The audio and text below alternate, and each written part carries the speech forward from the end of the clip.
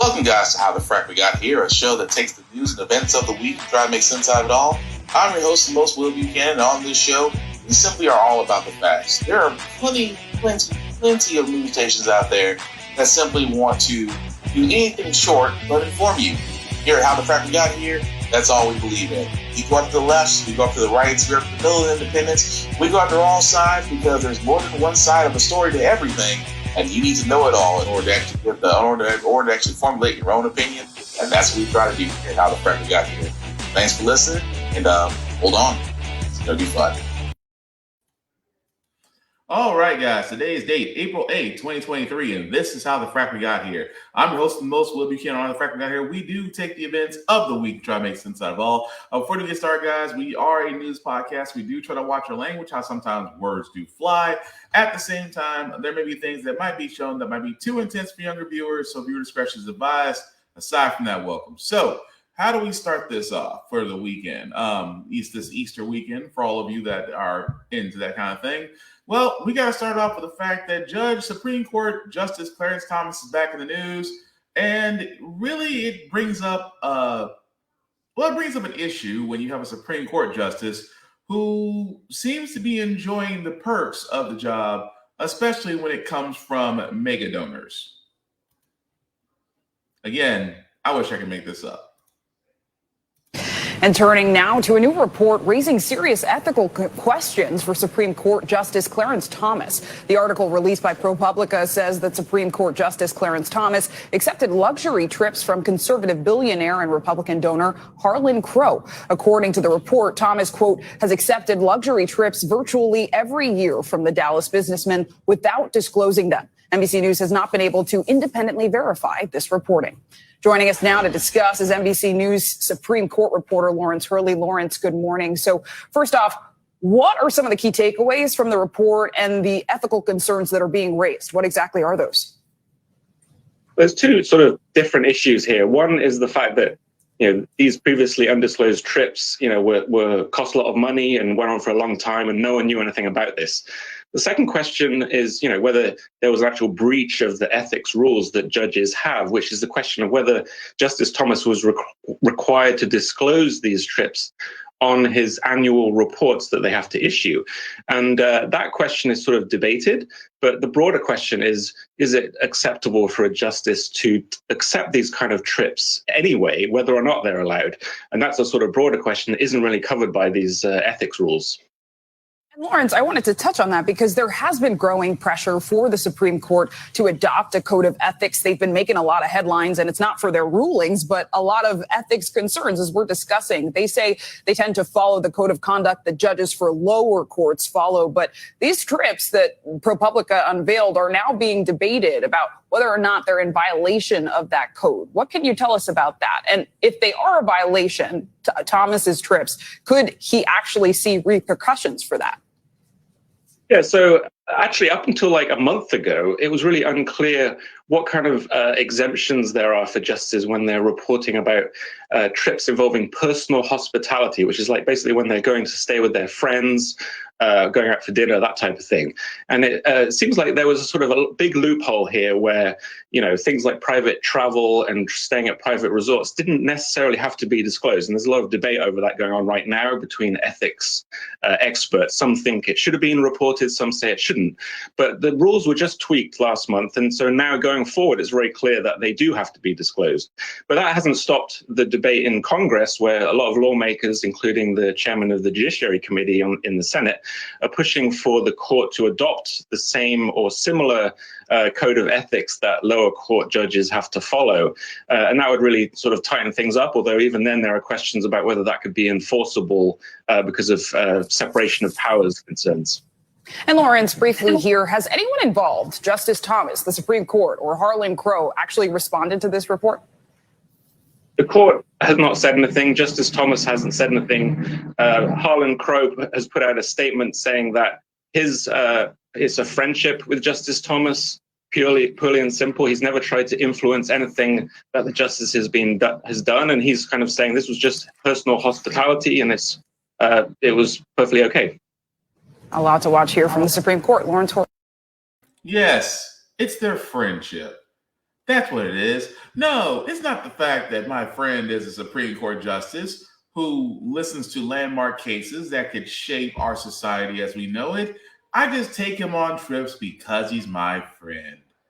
What load of crap is that? This is the reason why they're worried, because keep in mind, this is the same Supreme Court justice that thought that interracial marriages need to be looked into, that immediately was a big opposition to Roe versus Wade, that his wife may or may not have implications on trying to overturn the election that got President Biden sworn in. Again, here's the thing. When you have this much surrounding you, and then on top of that, we find out that you've been accepting trips, you've been accepting trips and gifts and things of that nature, and you don't report it. Now, anybody that's ever been in those long and boring ethics classes that your company may or may not make you take because they believe that everybody will take a bribe or everybody is incorruptible, or will think that, hey, if someone offers you a bunch of money that you're going to turn over corporate secrets. You've all been through that class. And as much as we hate it, what was the main thing they kept saying that you guys remember? That if you are given a gift, you must report it. That doesn't matter about the monetary amount. You have to report that this gift was given to you.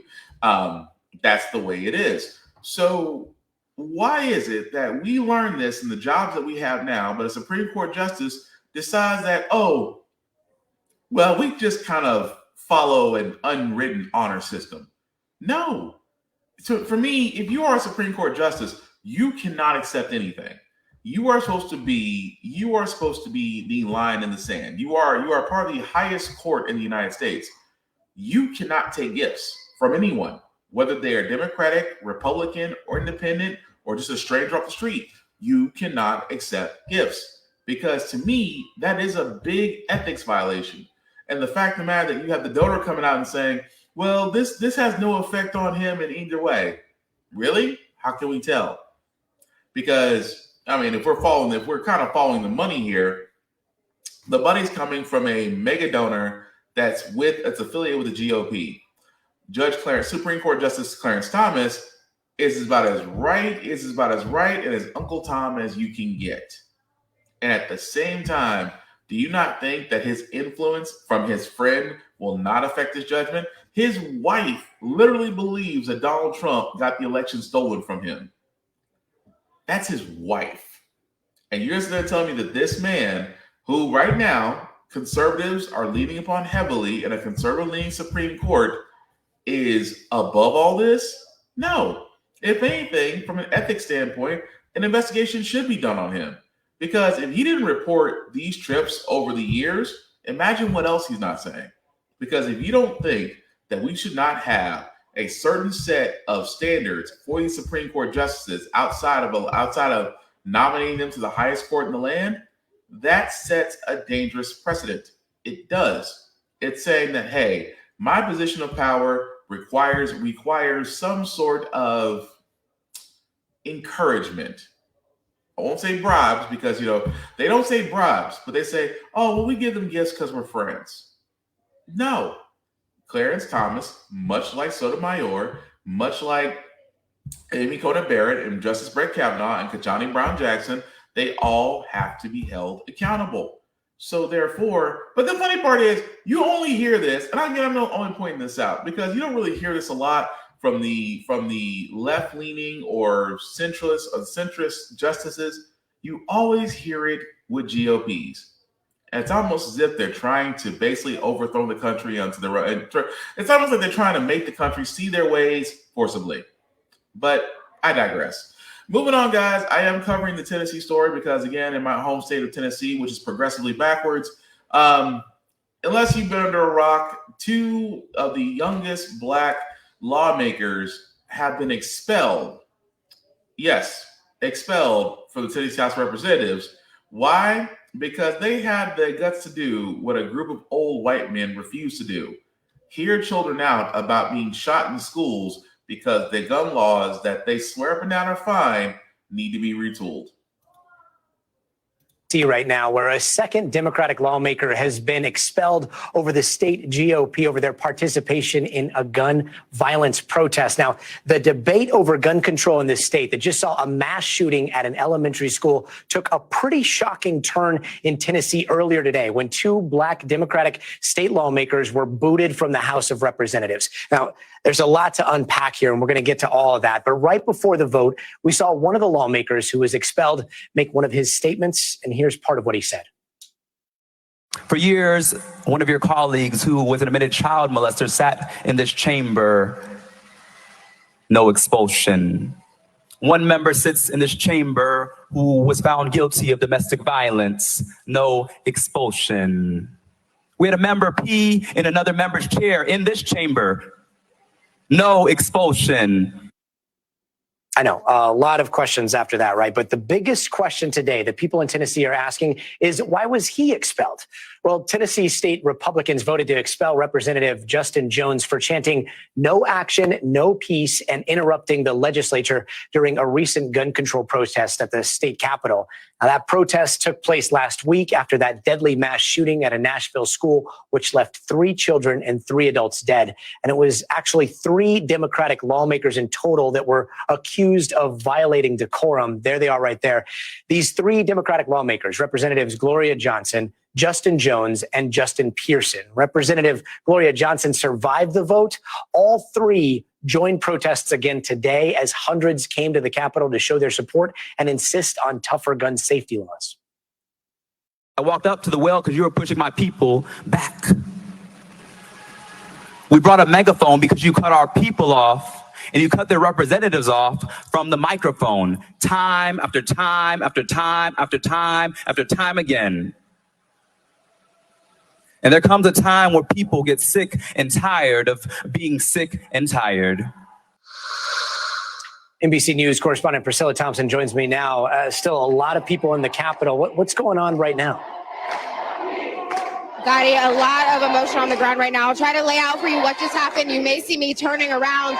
Representative Justin Pearson just walked out of the chamber. He walked into the crowd for a moment. It's unclear. I'm trying to find him to see if he is speaking to supporters or what exactly he's doing. But I will tell you that before he came out, there were a slew of Republican lawmakers who came out. And this entire crowd of people, hundreds, shouting shame, shame, shame as they walked through that walkway flanked by state troopers, sort of keeping the crowds away from them as they sought to exit this building. And this is really the buildup of the energy that we've been seeing all day here. These demonstrators have been here since 8 o'clock this morning when the chamber first opened and legislation got underway. These votes did not come until the very end of the session today, and we have seen that 2 of those Democratic lawmakers, Representatives Justin Jones and Justin Pearson, have both been expelled, while one of those lawmakers, Gloria Johnson, narrowly survived the vote for expulsion.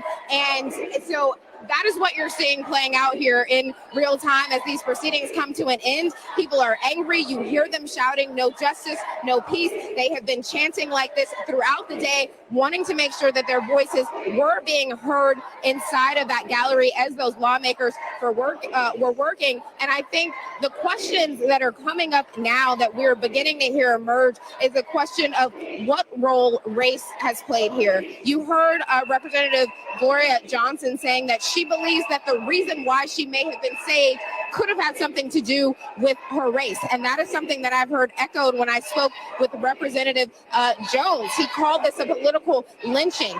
He was down on the floor and he accused Republicans of trying to put an uppity Negro, as he referred to himself, in his place. And so I think there are going to be a lot of questions moving forward about why some representatives were not expelled and others were, and really what precedent this sets and what message this sends. And again, all of this stemming from a conversation around gun reform and those 3 lawmakers who took to the floor last week to join with demonstrators who were in the gallery in demanding change. Gotti? Priscilla, if I'm not mistaken, that's Representative Jones right behind you. How does this work? He's allowed in the Capitol. Are they allowed on the floor? Were they physically removed from the floor, or were they escorted out of the floor, and are they not allowed back in? So I'm not actually clear about that. He had been coming in and out, and he continued coming in and out even after the vote to expel. But that's actually a very good question. But I will say he was among the people in this crowd that when those Republican lawmakers came out, pointed at them and said, shame, shame, shame. And as for what comes next for him, he tells me that he is going to continue to advocate for this gun reform legislation. And he says that he's going to look at legal remedies because he feels like what has happened here today was completely unconstitutional. We know that by the book, what is expected to happen is that the governor will set a date for a special election. In the interim, the counties will fill those representative seats until that special election happens. But these lawmakers who were expelled could very well run for re-election again and win in that special election. This expulsion does not bar them from winning again. And the Tennessee Democratic Party has already said they plan to stand behind these lawmakers fully, Gotti. So yeah, that's the part I wanted to get to, because the part I wanted to get to in that was exactly what she said. Now, of course, Representatives Justin Pearson and Justin Jones did get, unfortunately, voted out. And I say unfortunately voted out because they got voted out. Again, this is following what happened with the shooting, with the Covenant shooting that did happen almost 2 weeks ago. And that, again, kids who had left school, have been protesting since then, have been saying the same thing. We are tired of getting fucking shot. That's it. We're tired of getting shot. Went to your lawmakers and said, do something. We're tired of getting shot. And of course, Justin Jones, Justin Pearson, and State Representative Gloria Johnson were all there because, again, when it comes to the Tennessee when it comes to the Tennessee House of Representatives and the Tennessee State Legislature, it always falls on deaf ears unless you have a checkbook open for them. But the one thing I want to point this out because, again, I want to go back to the screenshot. The screenshot here. Now, of course, these are the people right there. As you can see, State Representative Justin Jones, State Representative Justin Pearson, both were expelled on a majority vote.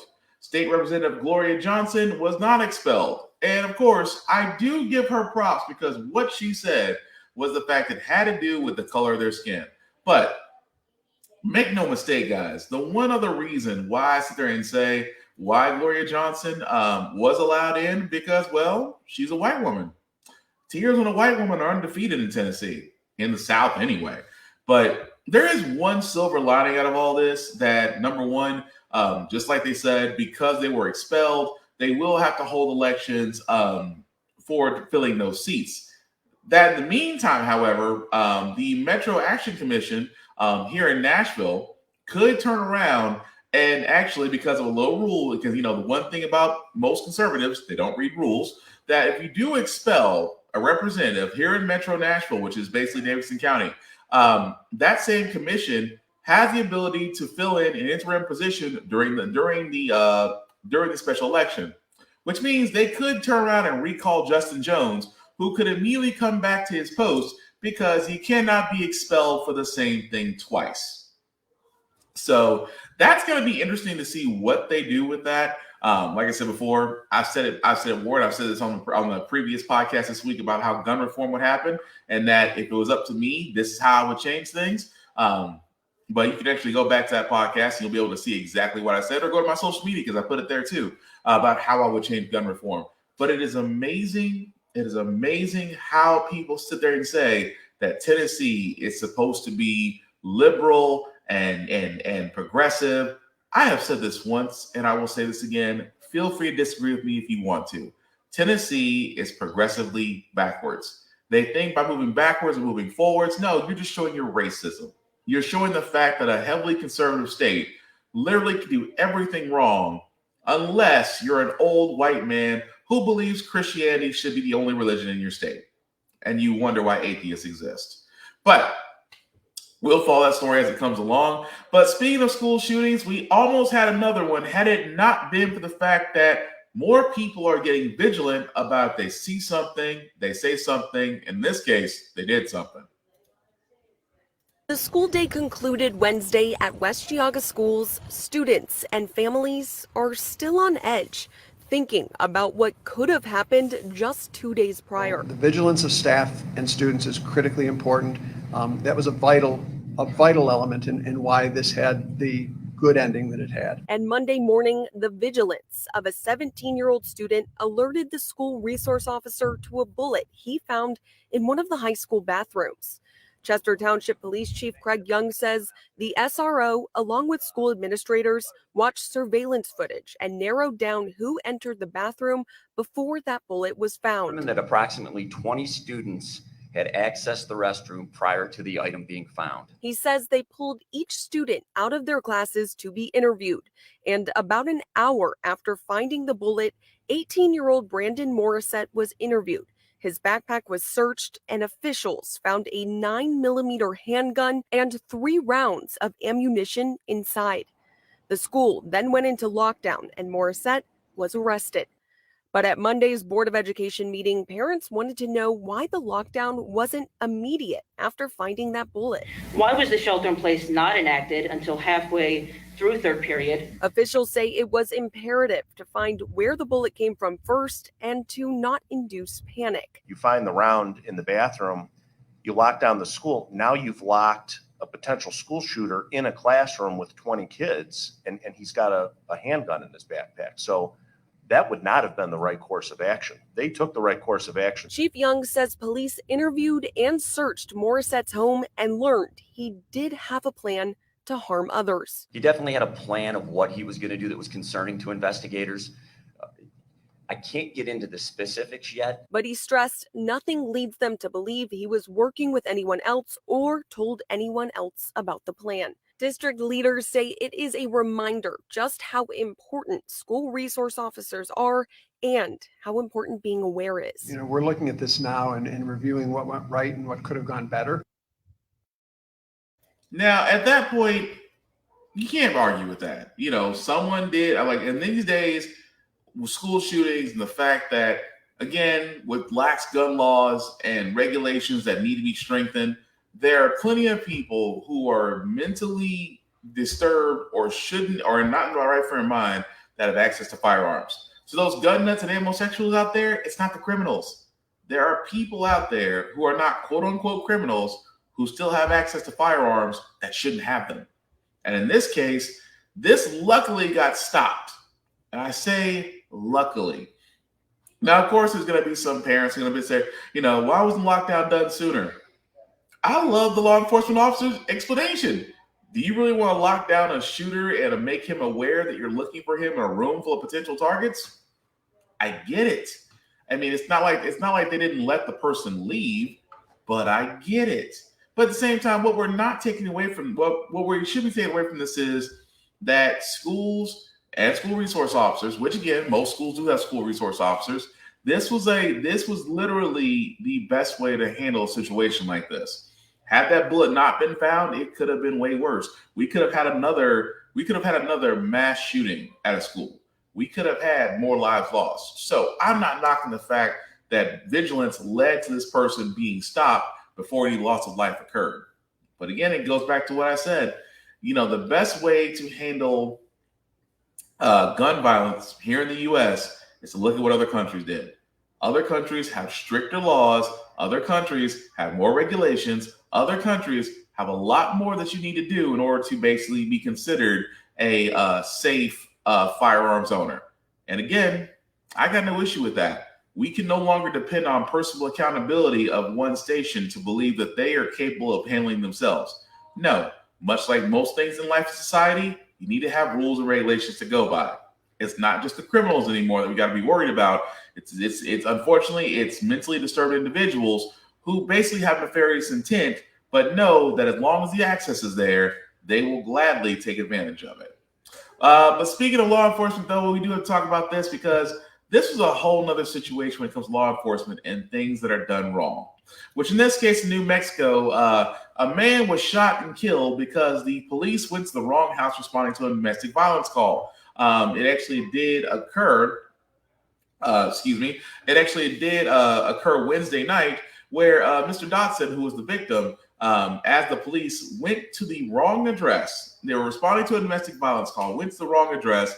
They went and basically went up to Mr. Dotson's door. Mr. Dotson was like, wait a minute. He goes up to his door armed. He opens the door. The cops see that he's armed and basically kill him on sight. Now, again, this is where it kind of gets dicey because, again, it also says in the story that Dotson's wife exchanged gunfire with the officers, but she was not injured. This goes to this whole thing of how do you get this wrong? I mean, as law enforcement, how do you get this wrong? If you're going to handle a domestic violence situation, you would think somebody's going to double check the address because I get it. These days, you don't know who's going to be coming at your door. You don't know who's going to do you harm. And so there are going to be some homeowners that do approach the door. That's why I always sit there and say, if you're going to somebody's house, call them, let them know you're coming. You don't want to catch something. You're not ready to catch something. You're not ready to catch stray. But I can't knock any individual that wants to protect their home, especially from visitors that they didn't know were coming. But imagine you opening your door, gun in your hand, and not expecting to see police. Even more so, not expecting a police officer to fire at you. But that investigation is going on to see why the officer's fired. I get it. If you see a gun in hand, you immediately think immediate threat. But at the same time, this all could have been avoided if proper due diligence was done. Because this is what happens when law enforcement, when they operate like this. Whenever law enforcement operates like this and due diligence isn't done, lives are unnecessarily lost. There is no ifs, ands, or buts above that. But we will follow that story as it goes along. The other story I wanted to get into, guys, because again, you guys, we've heard conservatives, mostly. Conservatives want to ban certain books because they don't want them to influence their children. Conservatives want to ban drag queen shows out of fear that they will turn children. Conservatives want to change the way history is taught because grandparents now don't want their grandchildren to know that they were the same people that were downing black people or people of color different from them. That also being said, though, you never see GOP down, religion, because they swear you need Jesus in schools. However, in this next story, this makes you wonder why religion, especially churches of that nature, need to be heavily scrutinized. Telling decades of sexual abuse in Baltimore. Prosecutors say more than 100 officials in the Catholic Archdiocese abused more than 600 young people over 80 years. Church leaders covered it up. Senior national correspondent Terry Moran has the latest. Good morning, Terry.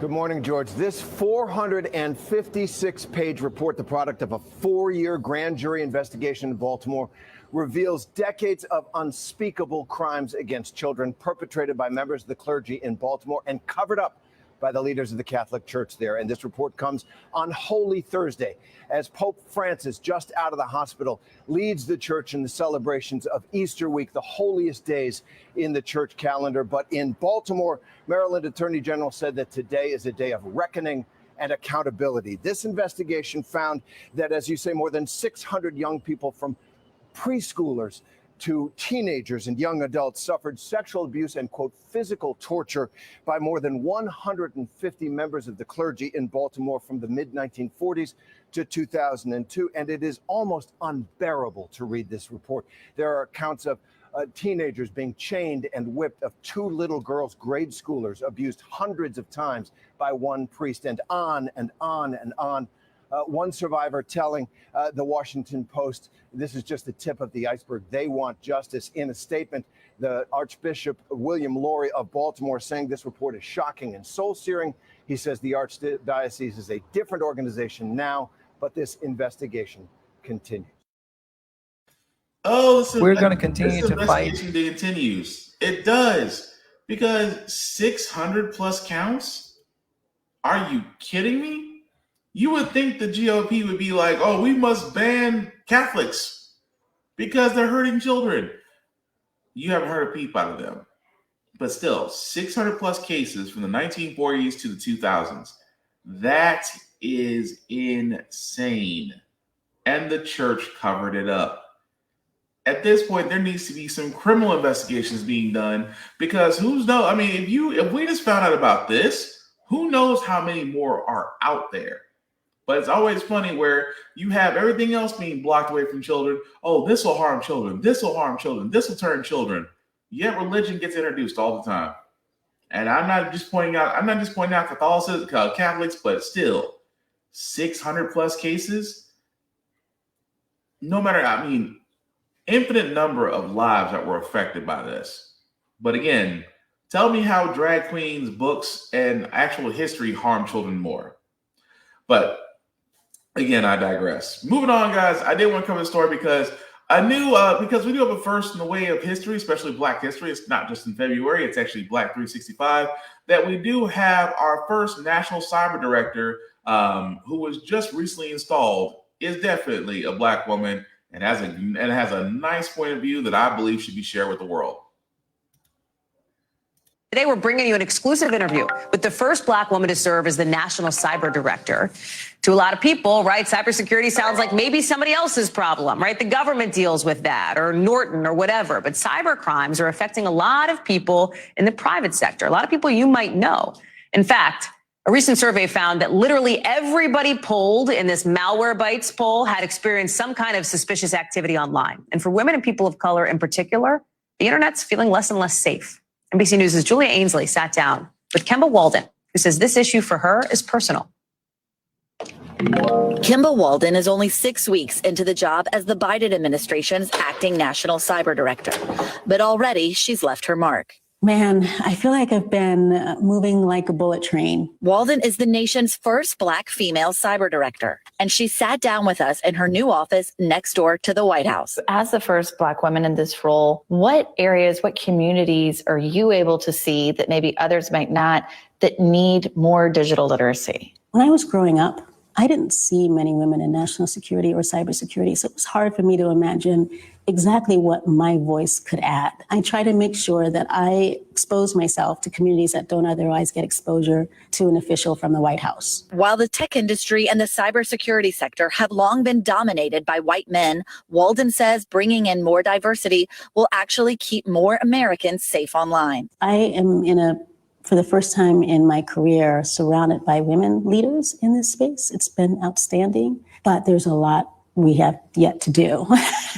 I'm still, unfortunately, sometimes in rooms where I'm the only person that looks like me. And just after she took the helm, her office released the nation's most comprehensive cybersecurity strategy to date. Among the strategy's goals is one Walden feels passionate about: protecting people of color and other marginalized communities online. Are underserved communities more likely to be victims of cybercrimes?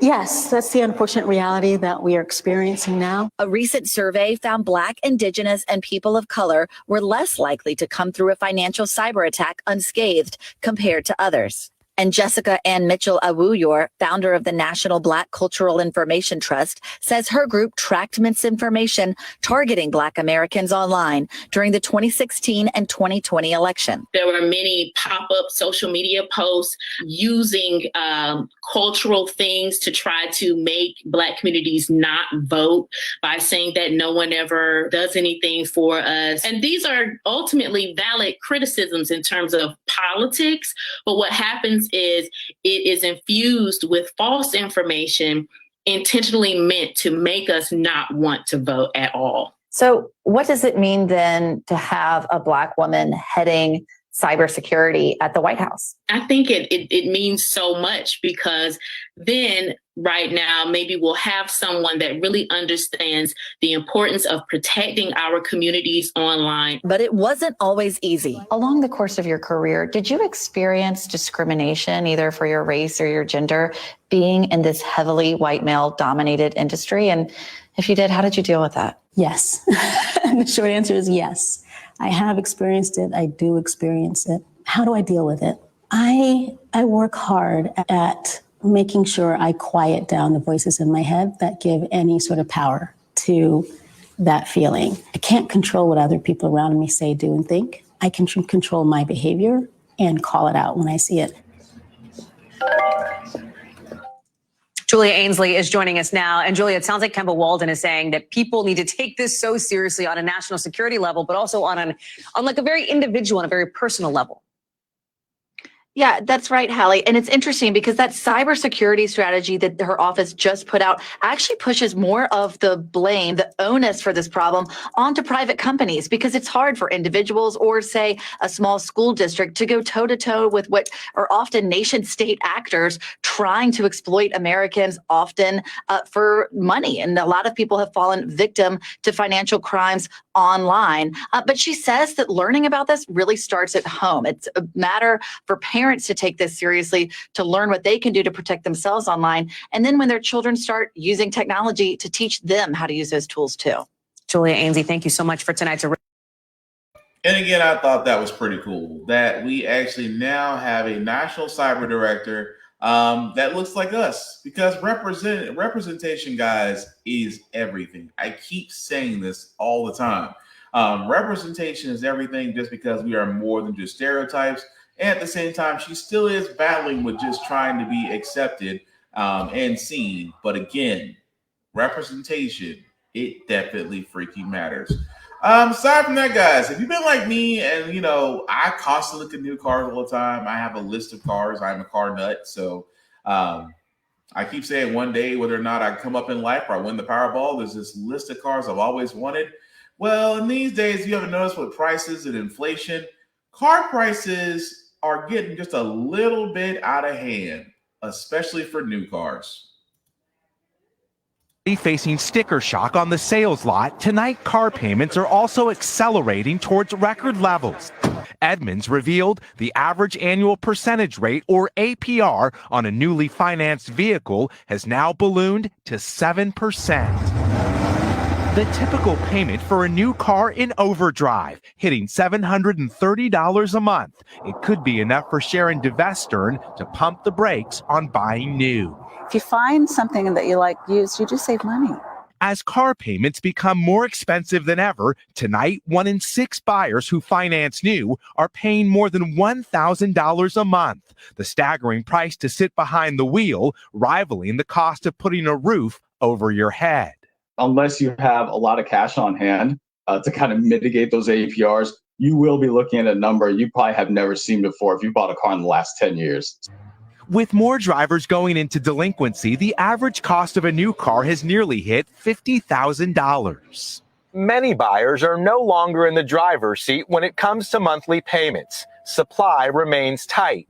Inflation is driving up costs, and the Fed continues to raise interest rates. There is some good news, though. Experts believe rates will soon stabilize. But for now, it's a bumpy road ahead for drivers buying new. Miguel Almaguer and... Holy crap. I mean, I see why a lot of people are saying these days, if you buy used, go ahead and do it.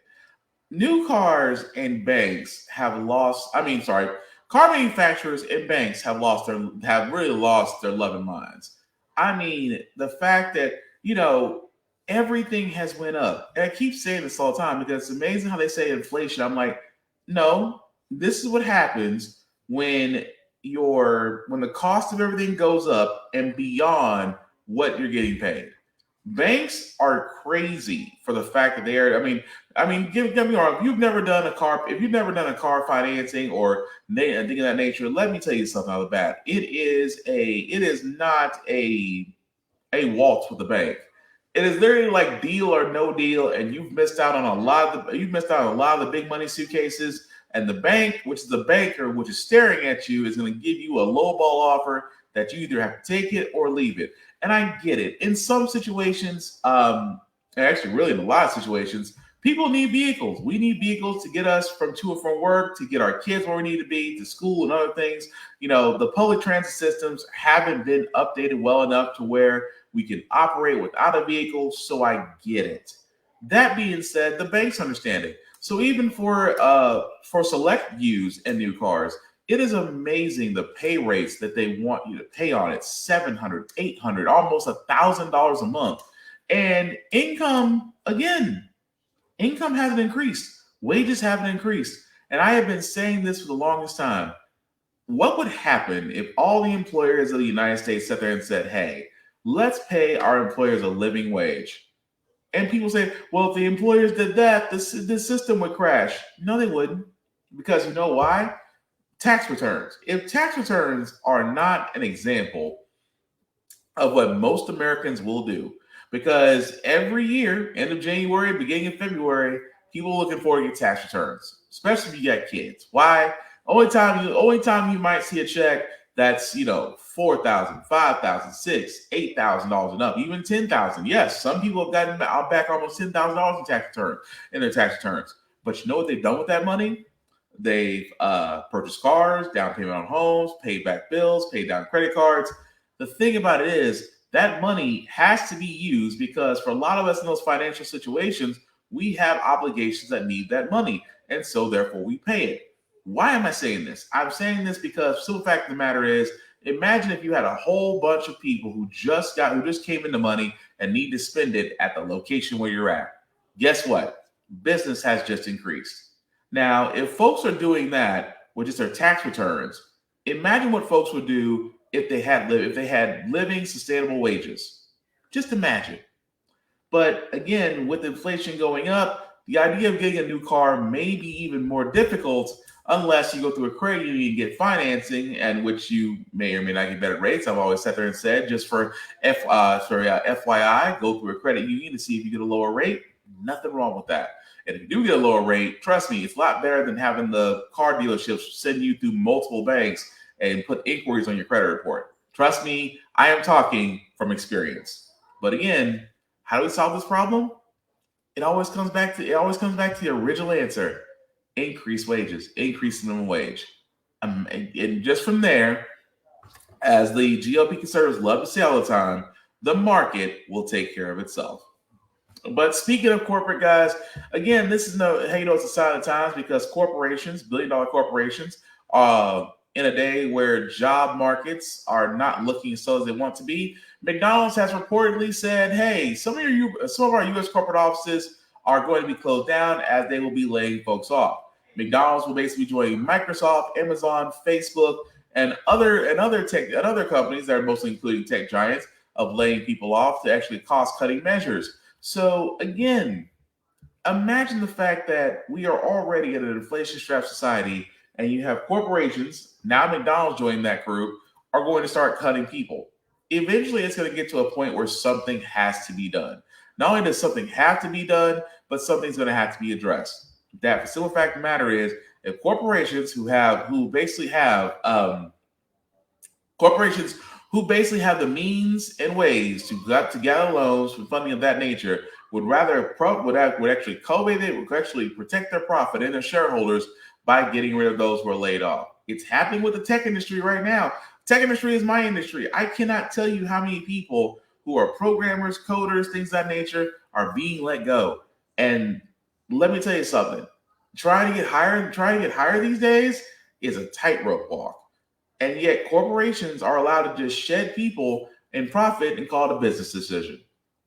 Something has to be held accountable in that sense. That's all I'm saying. Even though McDonald's is over 1 billion served, but if you talk from the employee side, it's over 1 billion screwed.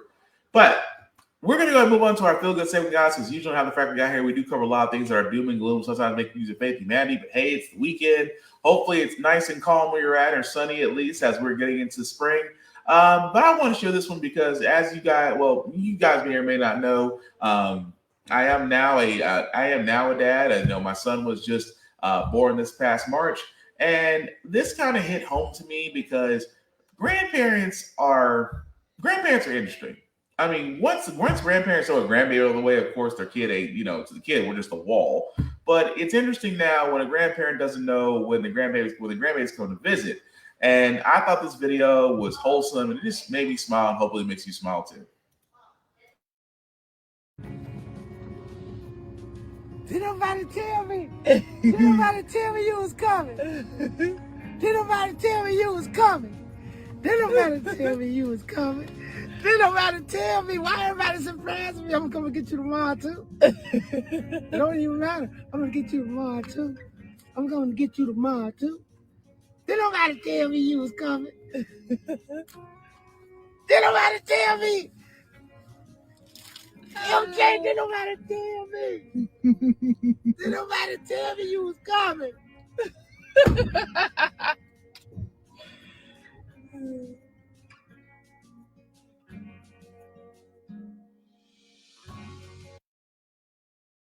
Now I admit, you gotta love that. You gotta love when grandparents can just see their grandkids and they just get excited. There's just no ifs, ands, or buts beyond that. Now, again, I just thought that was pretty cool.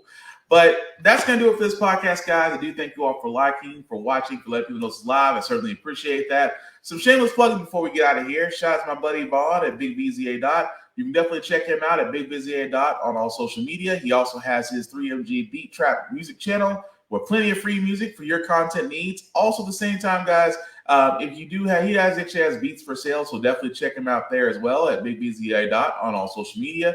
As for myself, guys, I can be found BlackBox447 on all socials. I usually post reviews of everything that I play, that I read, that I watch, and just really get my opinion on gym stuff. I miss the gym. I know. I love my son. Do not get me wrong, but I've missed the gym. Hopefully, we'll be getting back soon. But again, also the link in the bottom will make it a little bit bigger for you guys to see. If you copy and paste that link in your browser, take it to my YouTube channel, YouTube and Facebook and Twitch group that has all of my podcasts, How the Frack Got Here, Get Fit, and of course, also this podcast. Like, share, and subscribe. And let me know what we all talked about. Your opinions on it, whether you agree or disagree. We just want to keep the conversation going and simply be cool about it. No need to sit there and be the opinionated Charlie Kirk or Tucker Carlson or Sean Hannity. What I'm basically saying is nobody's always right, but we must be able to have that type of area. So if you're coming to talk about it, be prepared to do about it. Aside from that, guys, like I said before, again, this year, we need to have more unification. We need to actually be supporting each other, congratulating everybody on their certain victories. No need to be salty because salty doesn't get you nowhere, but it just puts a bad taste in your mouth. And aside from that, guys, if you are going to be traveling, especially to certain conventions and cons, or just traveling all together, please wear a mask when you need to be. If you are sick, please stay home. It's the only way we're going to get these numbers down to where we can actually hopefully say that we're beyond this pandemic. However, it may take a while. That being said, guys, the last thing I'll say about How the Frack Got Here, it's all about staying informed. We are not trying to reinvent the wheel. We are simply giving you all the information to allow you to make up your own mind, but we do provide a logical perspective that goes along with it. We do better as society once we're informed. We're progressive. We move forward. We try to right the wrongs of our past by making decisions now that we should have done back then, like electing our first Black woman to the Supreme Court, electing our first Black woman to the Federal Board of Governors, electing our first nominating our first Black woman to be the first nation's national cyber security advisor. All great things. When we don't learn from history, that's why we are doomed to repeat it. That's why we keep asking ourselves, why does everything go up but our paycheck? Why are we electing different politicians to the same old game in Congress? And most importantly, how the Frack we got here. Thank you all for watching, guys. Take care of yourselves and each other. We will all get through this. Peace.